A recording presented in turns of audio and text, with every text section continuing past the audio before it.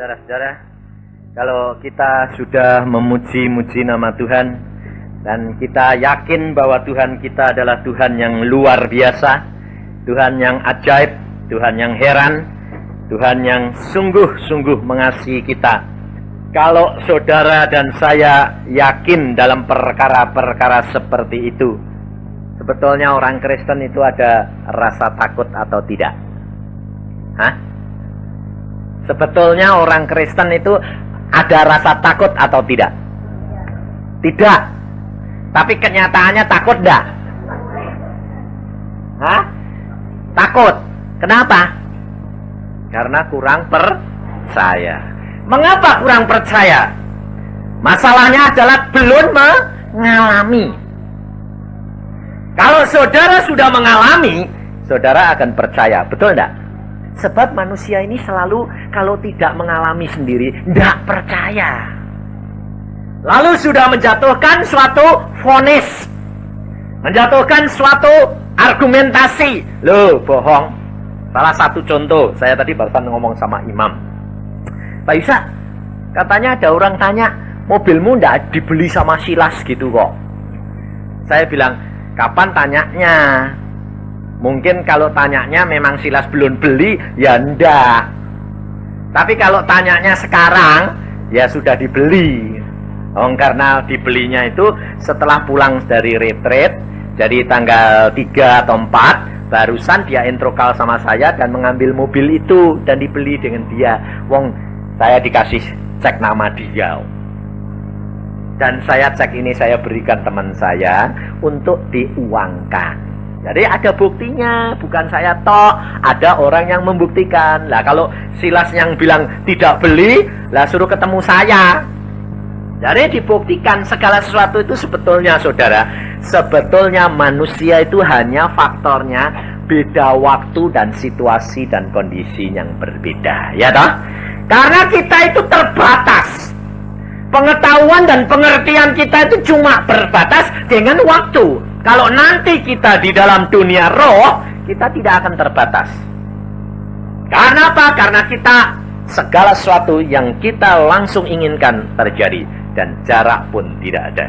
Maka dari itu saudara, kalau saudara dan saya itu hidup mengenal akan artinya siapa dan benar-benar bertemu dengan dia, saudara dapat menyanyikan tadi dan nyanyian itu benar-benar menjadi rema buat saudara.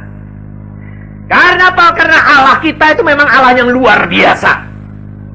Maka dari itu kenapa anak-anak Tuhan disuruh mengalami peristiwa-peristiwa penderitaan, kesenangan, mukjizat maupun pengalaman-pengalaman di dalam dunia ini supaya engkau mengenal akan Tuhanmu, bahwa Tuhanmu Yesus adalah luar biasa. Maka dari itu saudara, kita belajar firman Tuhan pada malam hari ini.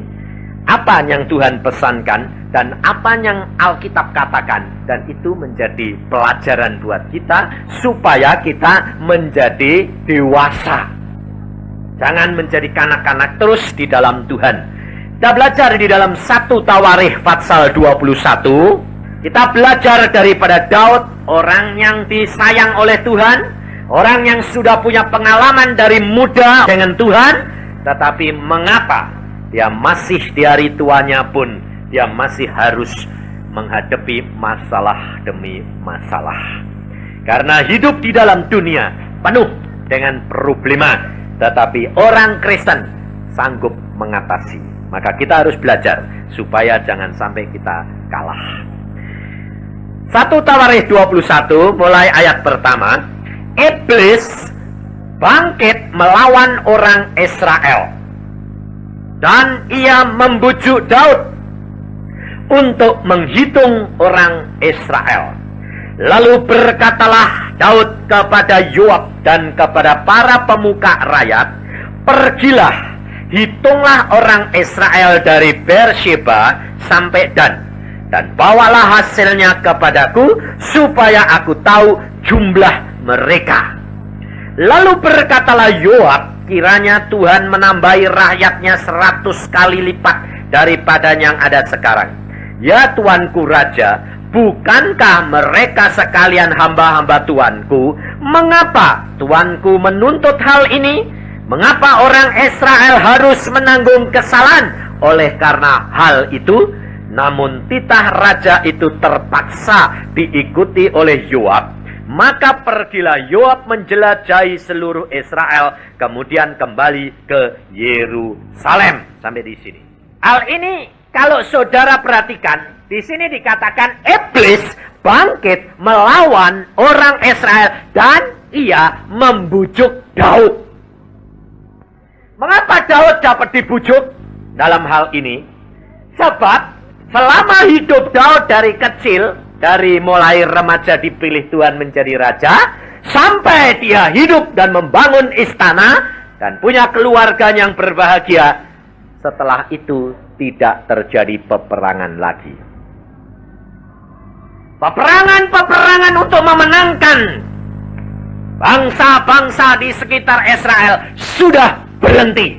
Kalau orang ini, Daud ini orang yang dikasih oleh Allah, dididik oleh Allah dari kecil, kemudian dia menjadi orang perang dari kecil, dari muda, terus dididik peperangan. Bagaimana dia ditolong oleh Allah dengan luar biasa sekali. Tetapi pada masa tidak perang, sudah mulai tentrem, sudah mulai makmur, sudah mulai disanjung, sudah mulai senang, tidak ada kerjaan. Lalu apa jadinya? Mudah dibujuk setan. Karena apa? Nganggur. Waktunya banyak luang. Saudara juga kalau waktunya banyak luang diisi sama apa? Ngelamun dah. Loh, betul enggak? Lalu kalau sudah punya waktu yang senggang itu, semuanya beres, semuanya tenang, semuanya tidak ada masalah, kira-kira gampang enggak jatuh? Hati-hati, saudara. Daud di sini dia dibujuk oleh iblis. Tetapi kalau saudara baca di dalam 2 Samuel 24, yang bujuk justru Tuhan. Kalau kita baca coba di dalam 2 Samuel 24, 2 Samuel 24, ayat pertama, bangkitlah pula murka Tuhan terhadap orang Israel. Ia menghasut Daud melawan mereka. Firman-Nya, pergilah, hitunglah orang Israel dan orang Yehuda. Jadi, ayat ini kira-kira bertentangan enggak? Hah? Ayat ini bertentangan enggak? Enggak. Sebab Daud adalah anak pilihan Tuhan. Apapun yang terjadi di dalam diri anak-anak Tuhan tidak boleh di luar pengetahuan daripada Allah. Iblis adalah alat untuk nyobai. Iblis dipakai Allah untuk mencobai, tetapi semuanya harus lapor kepada Tuhan. Pada waktu iblis mau menjamah Ayub, dia lapor kepada Tuhan. Ngerti enggak? Jadi tidak bertentangan bahwa ini rencana ini karena Tuhan murka. Tetapi yang dipakai siapa? Iblis untuk menghasut Daud. Di sini dikatakan ayat dalam 1 Tawarikh, iblis bangkit melawan orang Israel. Kalau tadi ayat mengatakan Allah murka terhadap orang Israel. Berbeda. Memang Allah mau menghukum karena ada perbuatan dosa, tetapi hal itu yang dipakai untuk mencobai setan. Karena apa? Karena peristiwanya itu setan ini yang mencobai dulu, kemudian Tuhan ini melihat kejatuhan orang Israel. Jadi pada waktu Daud di dalam keadaan yang makmur, tidak ada peperangan dan rakyatnya sudah enak, dia mulai dapat dibujuk. Karena apa? Kalau orang perang, pikirannya kira-kira ada waktu untuk seneng-seneng enggak? Orang perang, orang lengah sedikit, mati. Mana ada orang seneng-seneng? Demikian juga saudara kalau dalam masalah, dalam problema, kira-kira sembayangnya ngalah ngotot sama Tuhan enggak? Hah? Ngotot. Tapi kalau semua beres, sembayangnya sedikit toh. Relax, gitu. Istri saya sendiri ya begitu. Kalau semua beres, sembayang sambil tidur. Waktu dia mau pergi ke Surabaya, dia itu punya kulit gatelan semua. Kalau kena panas sedikit timbul bercak-bercak merah, terus flek hitam, gatal. Dan itu berjalan kira-kira sudah 1-2 tahun. Jadi jangan kira kalau istri Pak Yusa itu semua beres kok enak.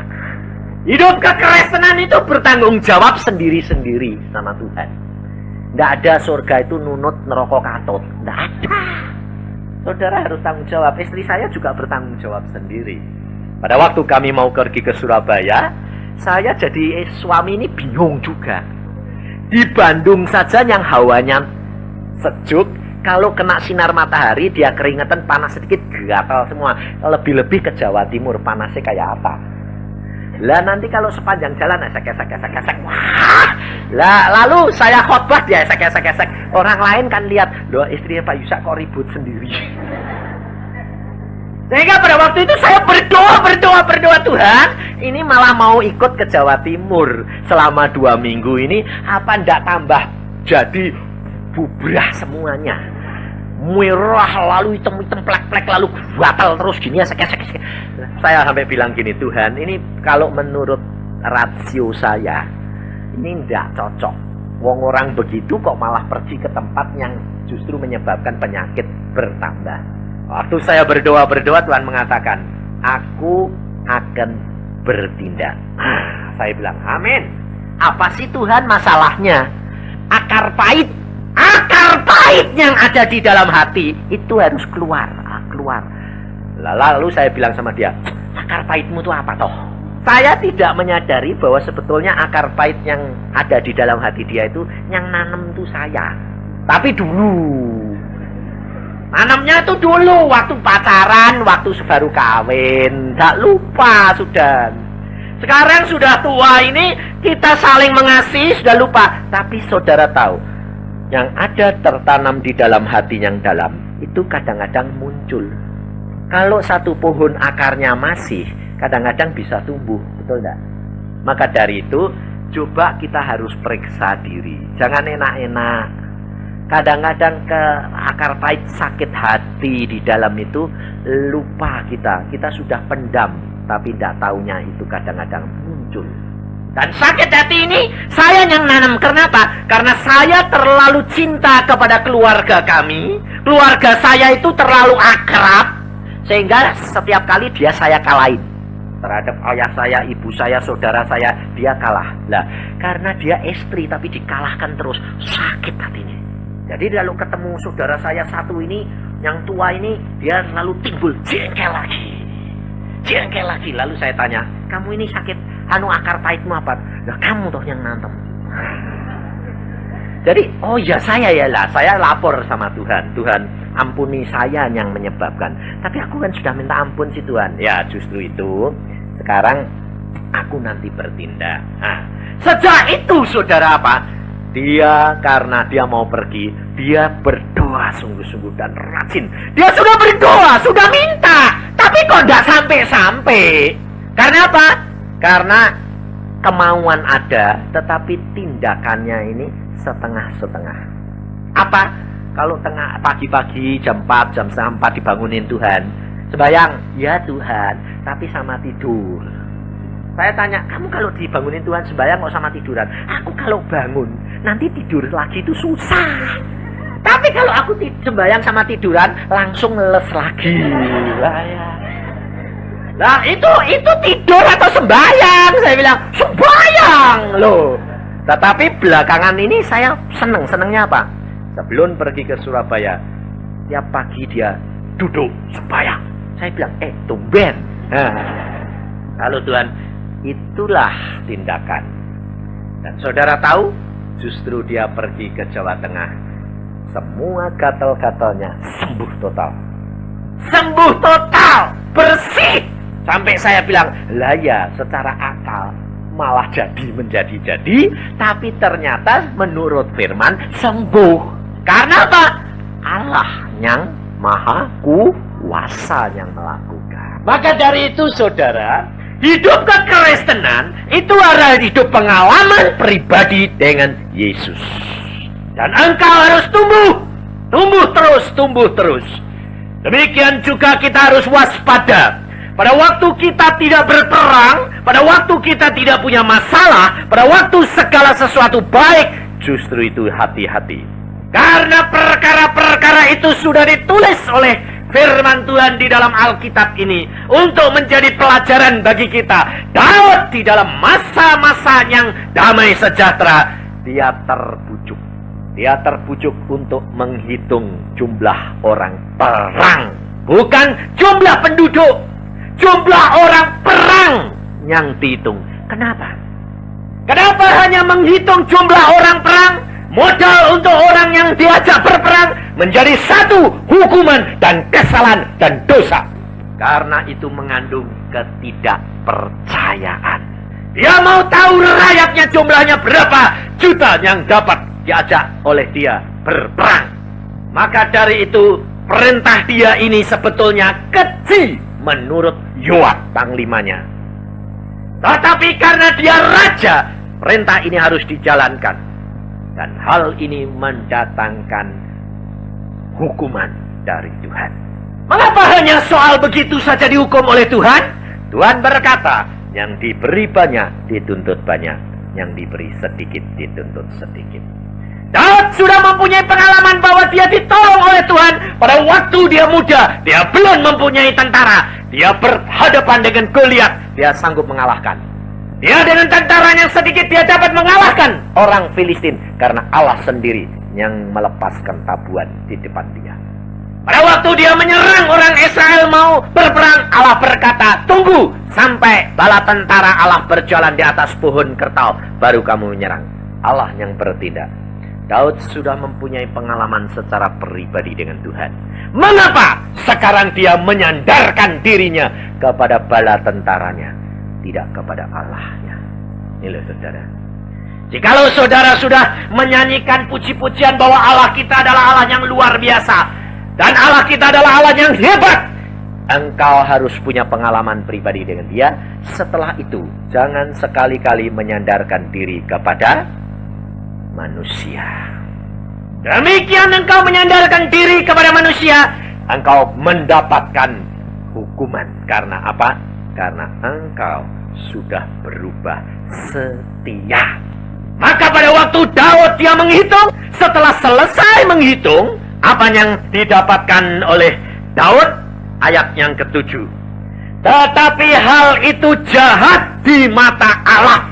Karena sebab itu dihajarnya orang Israel. Akibat ketidaksetiaan Daud kepada Allah. Akibat daripada penyandaran diri Daud kepada manusia, mendatangkan hukuman. Ada 3 hukuman yang disodorkan oleh Allah kepada Daud. Hal ini perlu saudara dan saya belajar supaya saudara itu mengerti. Ayat yang ke-8. Sebab itu diajarnya orang Israel, lalu berkatalah Daud kepada Allah, aku telah sangat berdosa karena melakukan hal ini. Maka sekarang jauhkanlah kiranya kesalahan hambamu, sebab perbuatanku itu sangat bodoh. Daud bertobat. Kita kerap kali menjadi orang Kristen, pikirnya gini toh, kalau sudah bertobat kan sudah toh, diampuni enggak? Diampuni. Kalau sudah diampuni, ngalami hukuman enggak? Enggak, kok enak.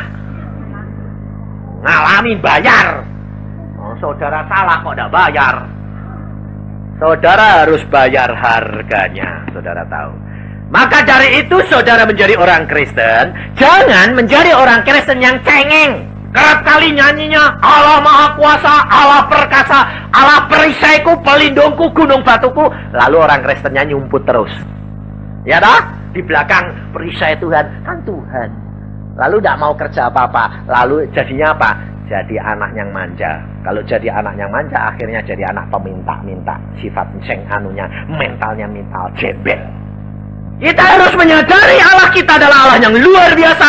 Tetapi Allah kita adalah Allah yang adil. Kita harus konsekuen. Kita harus menjadi anak Tuhan yang bertanggung jawab. Salah, tanggung. Bertobat, ampuni Tuhan. Tapi engkau harus tanggung. Tanggung, gotong-gotong. Nah, kita belajar supaya saudara jangan putus asa dan frustrasi dan depresi. Lalu saudara kerap kali menjadi orang Kristen gini, mana Aku sudah ngalami loh, kok tidak selesai-selesai sih masalahku, pencobaanku. Kapan Tuhan? Itu tandanya engkau gak percaya, tambahi lagi nanti. Maka dari itu kita harus belajar percaya sungguh-sungguh. Percaya Allahmu adalah Allah yang maha kuasa. Kau salah, minta ampun. Belajar seperti Daud, dia berkata, aku sangat berdosa, aku sangat bodoh, tetapi sekarang jauhkanlah kesalahan hambamu ini. Lalu ayat yang ke-9, tetapi berfirmanlah Tuhan kepada Gad pelihat Daud, pergilah katakan kepada Daud, beginilah firman Tuhan. 3 perkara, perhatikan, ada 3 perkara. 3 perkara kuhadapkan kepadamu.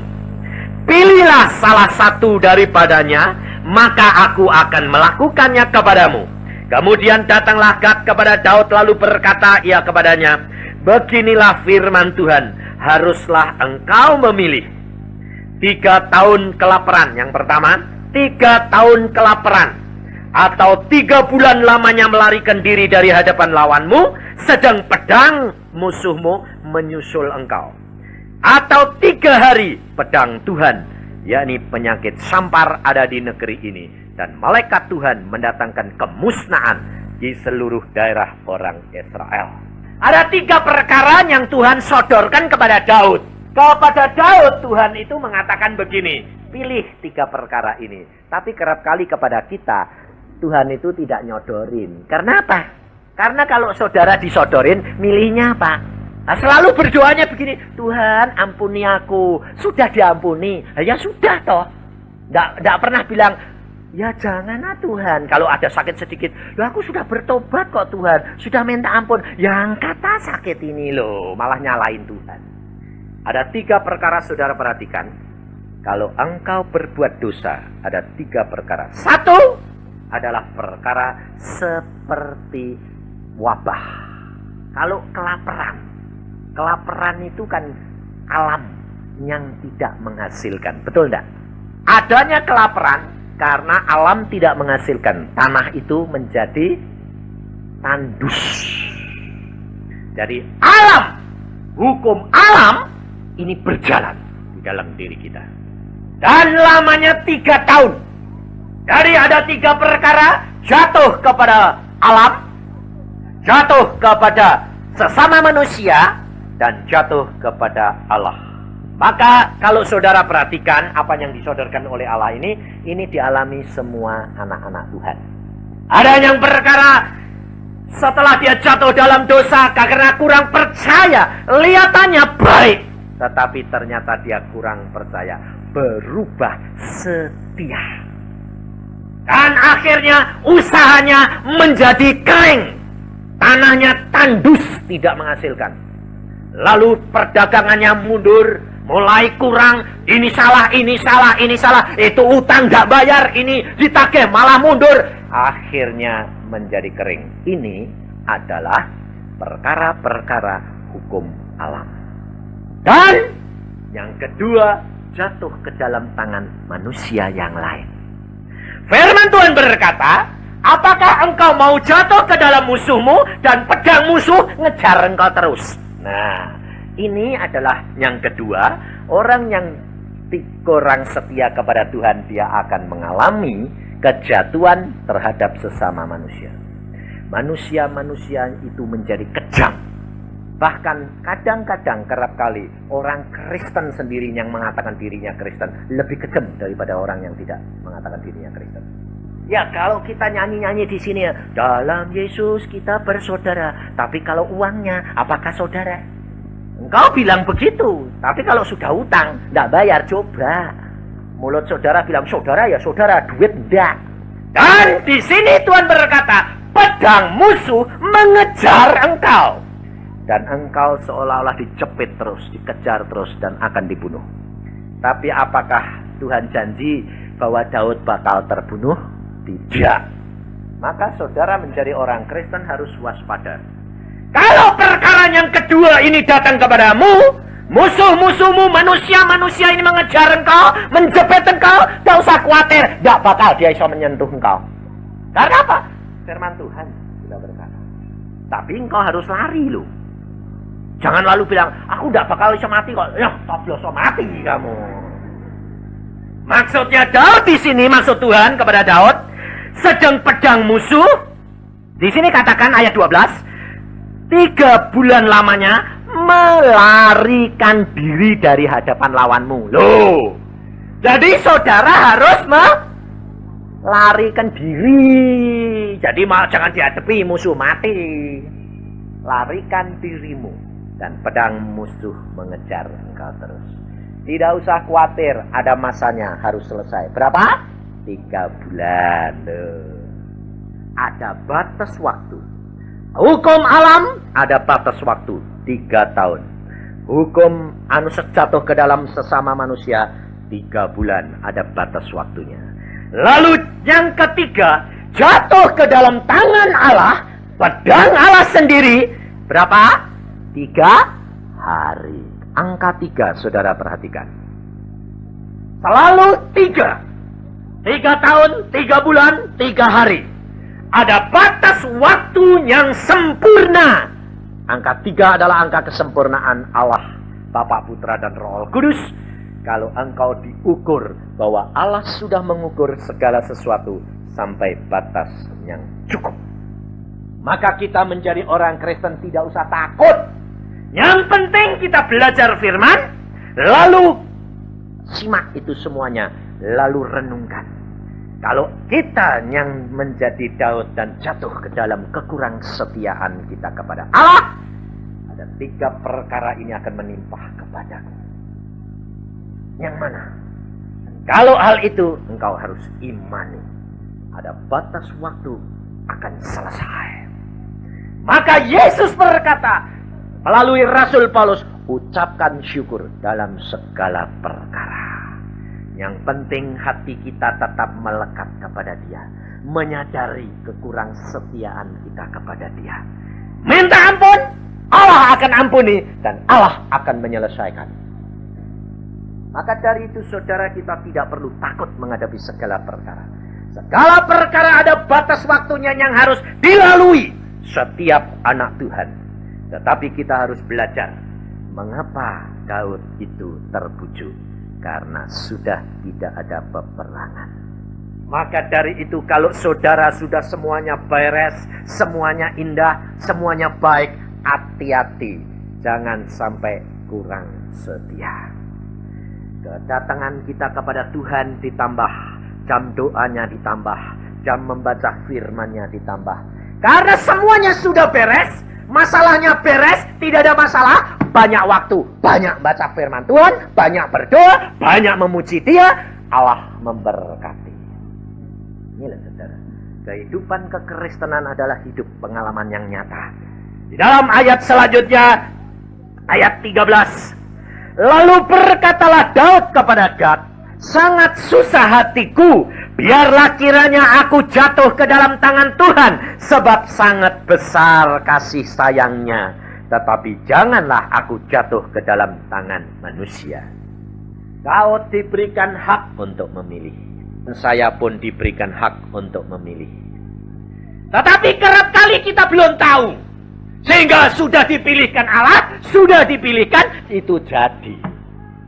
Lalu saudara kerap kali berkata, ya Tuhan, kamu kok tidak ngasih aku kesempatan milih. Coba aku milih kan yang cepat toh Tuhan. 3 hari saja toh.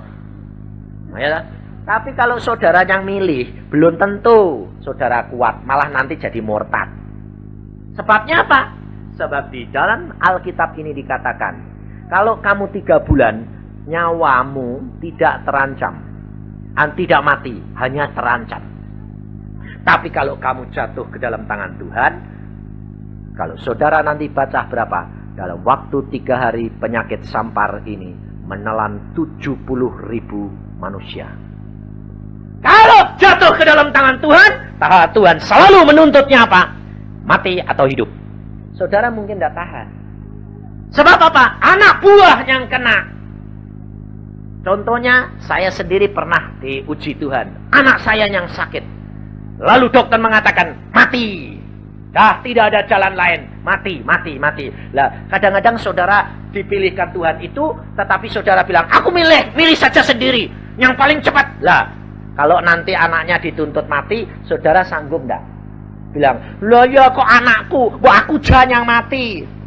Loh, lah saudara ini yang netapkan atau Tuhan? Tuhan tahu bahwa kau cinta anakmu lebih daripada dirimu, anakmu yang akan dituntut. Maka dari itu kita harus belajar. Hati dan kepikiran kita harus melekat kepada Tuhan terus-menerus. Biarkan Tuhan yang memilih buat kita. Tuhan yang tahu. Mati hidup di dalam tangan Tuhan. Saudara baca firman Tuhan melalui Rasul Paulus berkata apa? Hidupku untuk Kristus, mati adalah keuntungan. Betul tak? Kelihatannya indah toh? Tapi coba menempuh saudara, gampang atau indah? Hah? Ya, pikirnya hidup untuk Kristus, mati untung. Untuk orang yang frustrasi gampang. Kok tidak cepat-cepat mati sih? Beneran.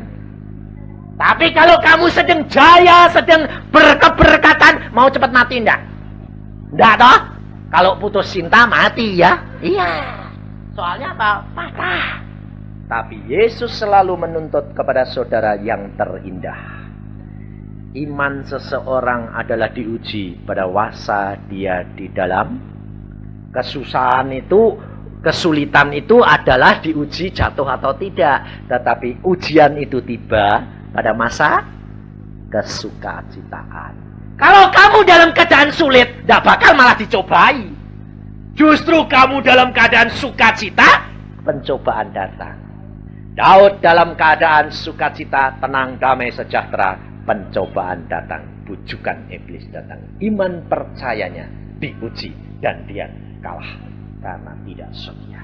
Tetapi iman seseorang timbul menjadi emas atau tembaga pada waktu di dalam kesulitan. Jadi jangan kebalik, saudara.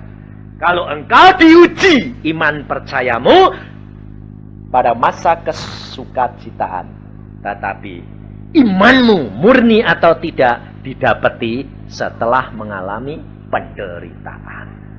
Maka dari itu hidup kekristenan adalah nyata. Daud dia memilih untuk jatuh ke dalam tangan Tuhan. Dia tidak mau jatuh kepada tangan manusia. Dia tidak mau jatuh kepada alam. Tetapi dia jatuh ke dalam tangan Allah. Kenapa? Karena dia sudah mengenal Allahnya adalah Allah yang pengasih dan penyayang. Apapun yang terjadi, dia rela korbankan semuanya untuk Tuhannya. Maka dari itu Tuhan mendatangkan malapetaka. Ayat yang ke-14. Jadi Tuhan mendatangkan penyakit sampar kepada orang Israel. Maka tewaslah dari orang Israel 70.000 orang. Nah, kalau saudara baca ini, lalu kalau ada kata-kata begini, ya, yang jahat dan yang baik datang dari Tuhan. Saudara setuju enggak? Ayat ini berkata, jadi Tuhan mendatangkan penyakit sampar kepada orang Israel. Yang datangkan penyakit sampar pada orang Israel siapa? Hah? Loh, penyakit itu enak enggak? Penyakit sampar itu jahat enggak? Datangnya dari Tuhan enggak? Ayo sekarang. Hah? Firman Tuhan tadi bilang apa? Jadi Tuhan mendatangkan penyakit sampar. Loh, penyakit sampar ini jahat enggak? Jahat. Datangnya dari siapa? Loh, Anda ini baca firman enggak? Di sini dari Tuhan, tapi kamu bilang dari setan. Loh lah, kan saya yang jadi bingung toh. Anda ini baca firman, Tuhan berkata, firman Tuhan ini berkata apa? Jadi Tuhan mendatangkan penyakit. Jadi yang datengin siapa? Loh, penyakit sampar ini jahat enggak? Datang dari siapa? Makanya saudara ini tahu bingung toh. Saudara ini jangan bingung. Di dalam Mazmur itu ada ayatnya yang jelas. Yang jahat maupun yang baik datang dari Tuhan. Tetapi saudara harus tahu Allah itu baik. Kenapa yang jahat bisa datang? Karena murka Allah akibat perbuatan dosa Anda. Ngerti tidak? Ada satu peristiwa. Ada orang tanya begini. Dia orang ini orang dosa. Dia tanya, Allah itu adil enggak? Adil. Allah itu kasih enggak? Kasih. Kalau kasih, kenapa diajak ke neraka? Loh, saudara ya tanya toh. Sebab saudara itu secara tidak sadar, saudara kerap kali bilang apa? Ya Tuhan, Engkau kan sayang si Tuhan. Kalau sayang kepada saya, kenapa saya jatuh sakit? Kenapa kalau Engkau sayang aku kok bangkrut? Loh, saudara tanya toh. Jadi saudara ini jadi anak Tuhan, mau enggak diajar Tuhan? Hah? Benar? Cuma mau keberkatan terus atau mau diajar? Kalau engkau tidak diajar, firman Tuhan berkata, engkau bukan anaknya Tuhan. Kalau engkau anak Tuhan, kau diajar. Supaya engkau mengenal akan kehendak Allah Bapa. Lalu orang ini tanya, kalau Allah adil, kenapa aku harus dimasukkan neraka? Masukkan tempat yang gelap gulita alam maut ini. Lalu malaikat itu berkata, justru Allah itu adil. Allah mengadakan tempat alam maut ini buat kamu. Karena Allah itu mengasihi kamu. Mana mungkin? Kalau Allah memang adil, coba suruh aku pergi ke surga. Lalu Allah berfirman dari dalam surga. Perintahkan orang, bawa orang itu ke surga. Wah, malaikat itu, Allah berfirman, engkau suruh ke surga. Nah, coba. Nah, dia pergi ke sana.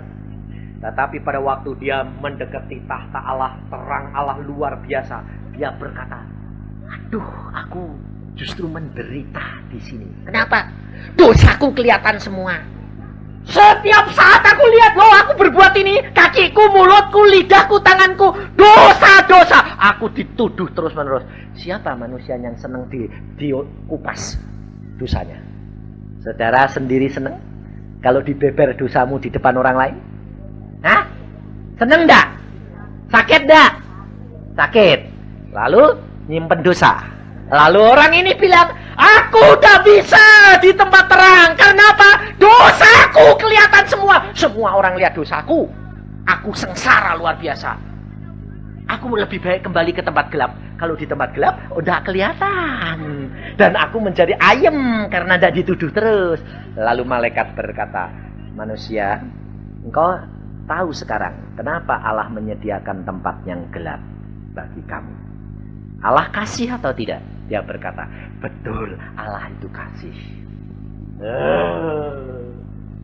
Nah, saudara ini anak terang atau anak gelap?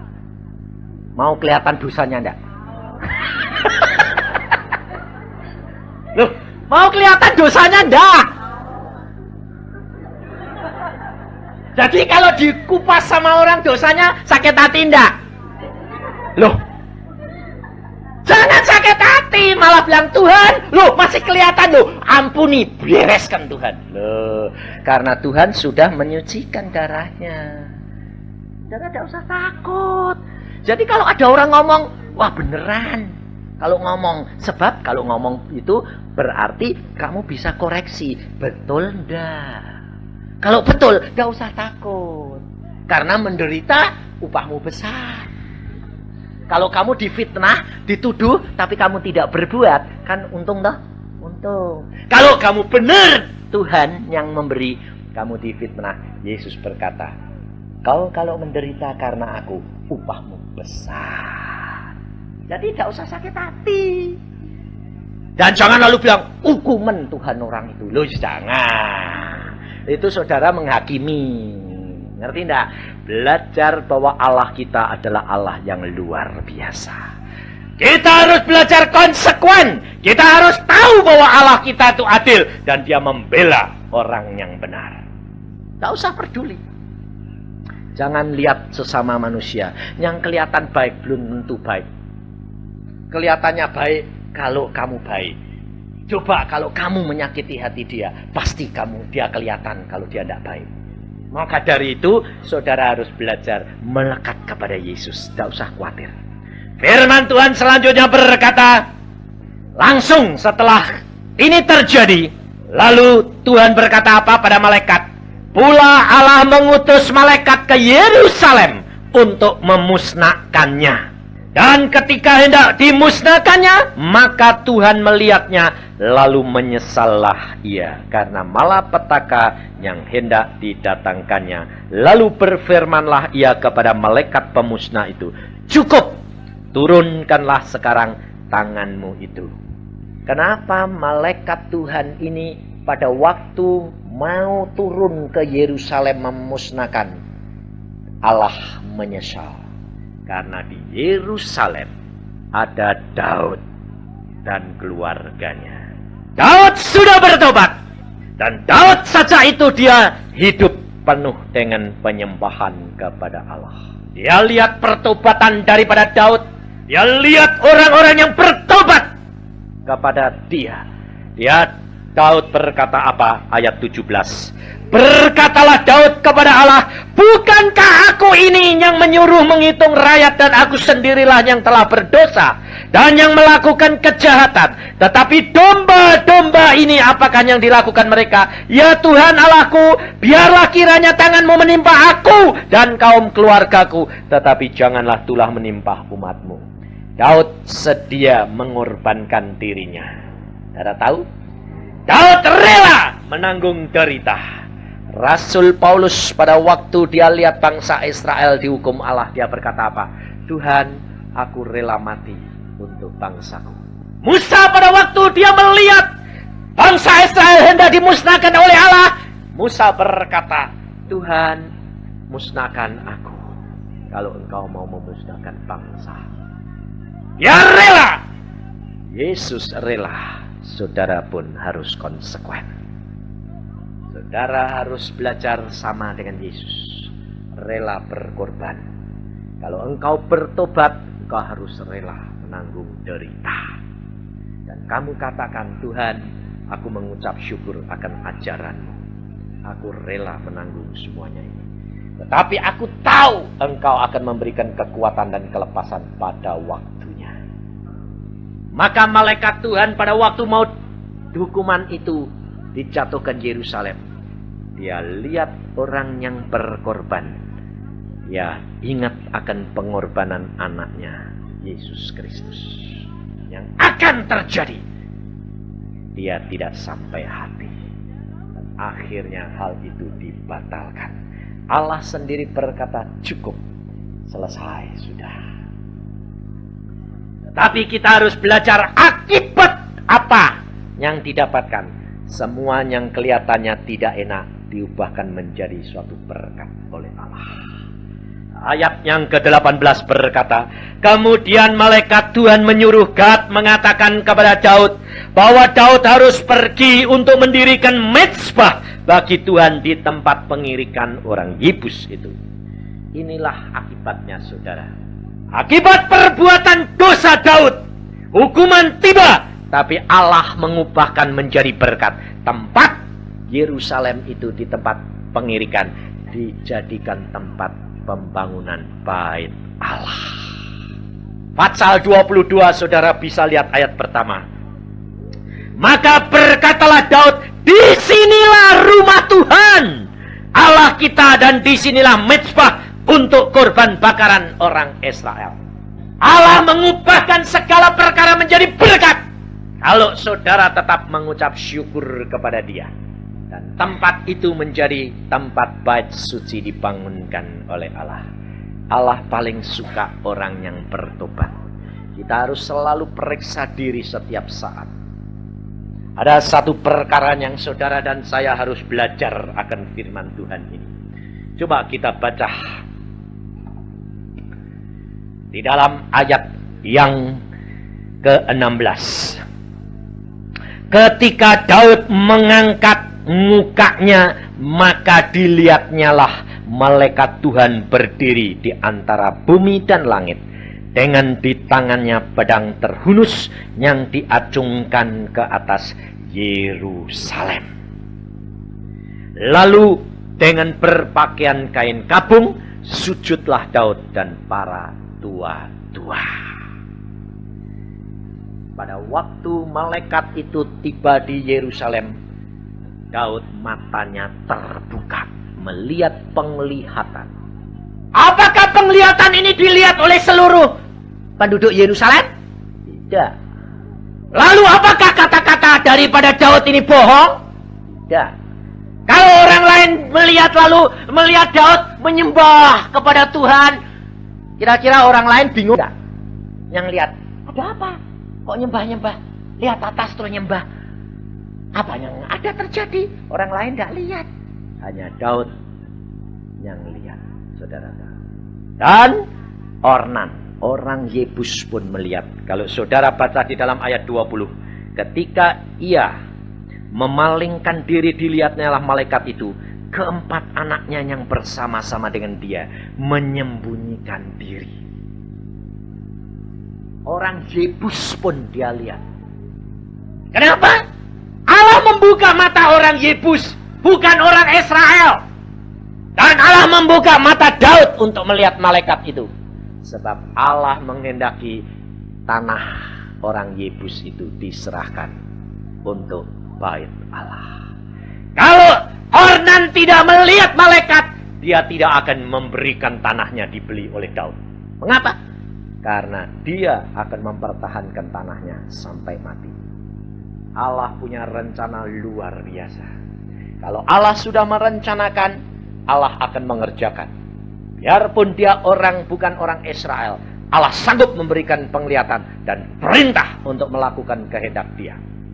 Saudara, di dalam kesulitan dan kesukaran seperti apapun, jangan lihat orang lain. Pandang Allah. Pada waktunya Allah akan memberikan firman-Nya kepadamu. Dan Allah akan memerintahkan orang lain akan menolong kau. Karena Allah sanggup melakukan segala perkara. Tapi jangan berubah setia dan menghadapkan perkaramu kepada manusia. Hadapkan kepada Allah. Segala perkara dapat terjadi bagi orang percaya. Amin. Mari kita berdoa. Tuhan, firman-Mu sudah hamba sampaikan pada malam hari ini. Engkau lihat anak-anak-Mu di tempat ini, Tuhan. Hamba-Mu memohon kemurahan daripada-Mu, Bapa, supaya anak-anak-Mu mempunyai pengalaman pribadi dengan Engkau. Supaya anak-anak-Mu boleh melihat dan mata rohaninya terbuka seperti Daud. Supaya mereka yakin bahwa Engkau adalah Allah yang Maha Kuasa. Orang lain yang tidak mengalami, kasihani mereka, Tuhan. Dan bukakan mata rohaninya, supaya mereka melihat kebesaran-Mu. Bahwa Engkau itu Allah yang luar biasa.